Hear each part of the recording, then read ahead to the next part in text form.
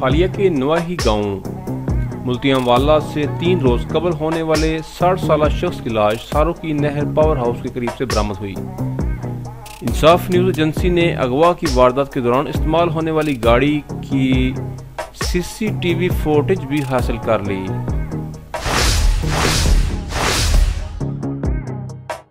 बिस्मिल्लाहिर्रहमानिर्रहीम, अस्सलाम वालेकुम। इंसाफ न्यूज रूम में खुश आमदीद। मैं हूं डॉक्टर मोहम्मद फारूक। एक अहम और अफसोसनाक खबर के साथ हाजिर हूं। खबर शामिल करते हैं मंडी बहाउद्दीन से और हमें रिपोर्ट किया है अनायतुल अंजम क्लेर ने।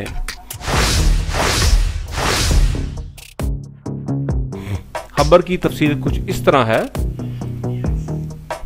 फालिया के गांव कोट मुल्तियांवाला के रिहायशी 60 साल मोहम्मद अनायत को रात मवेशियों वाली हवेली में सोते हुए मुलजमान जबरदस्ती गाड़ी में अगवा करके ले गए, जिसकी 3 रोज गुजरने के बाद पावर हाउस नहर सारोकी से लाश बरामद हुई। लाश पोस्टमार्टम के लिए तहसील हेडक्वार्टर अस्पताल फालिया मुंतकिल कर दी गई। खदशा जाहिर किया गया है कि मुलजमान की शादीशुदा खातून 6 माह तक घर से गायब रही, जिसकी रंजिश पर मुलजमान ने खातून से तल्लुकात के शुबा में मकतूल को अगवा करके कत्ल कर दिया है। थाना पड़ियांवाली पुलिस ने मकतूल के बेटे की मदयत में 2 नामालूम समेत 9 अफराद के खिलाफ मुकदमा दर्ज करा दिया है।